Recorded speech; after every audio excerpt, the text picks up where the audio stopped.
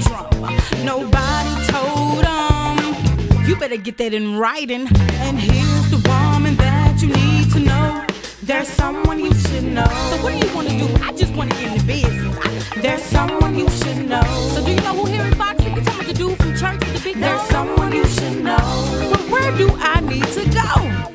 The Professor Butler Show. Good morning, ladies and gentlemen. My name is Professor Butler, lawyer, lecturer, liberator. I'll be your instructor for today.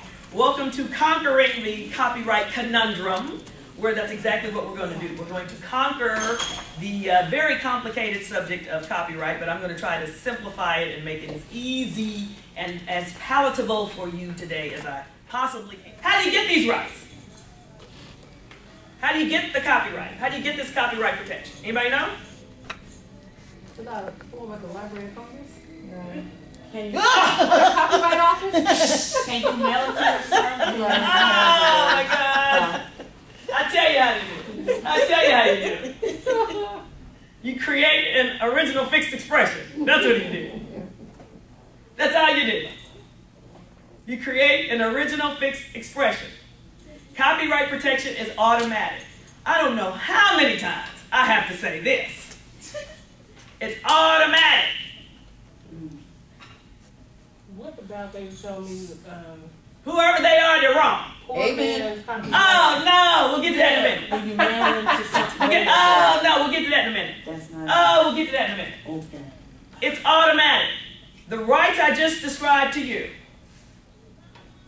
the bundle of exclusive rights, once you create an original fixed expression, the moment that expression is fixed, you got that bundle of rights. They are yours. You don't have to do anything else.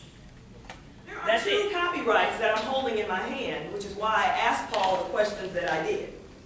One of the copyrights are the copyrights in the composition, the songs, the lyrics, the words, or the music that Paul created. Now, Paul writes beats, right? Beats are music, which means Paul is a songwriter. And I've got to drill that into your head, because a lot of times when you make tracks or when you make beats, you don't consider yourself a songwriter. And you have to for the purposes of copyright, because in copyright you register either lyrics or music. And you have to recognize that the beat you make or the track that you make is considered music for copyright purposes. So Paul is the author or the creator of a composition, right, that is composed of music only. Is that right? No lyrics here. So music only. Right? As soon as he created that composition and fixed it onto this CD, he was entitled to copyright protection. Let me say that again. As soon as whether he created it on Pro Tools, or whether he first created it on Pro Tools, well, once it was embedded on his computer, on his hard drive, or whether he downloaded it onto CD, once he created that beat and fixed it into a tangible form, like a CD, right, or on his hard drive, he was entitled to copyright protection. That's it. So how do you get copyright protection? You just create the doggone thing. Registration is not required in order to get protection. And I don't want anybody else in this room leaving here and saying to somebody, so how do I get my stuff copywritten? Your stuff was copywritten the moment that you created it.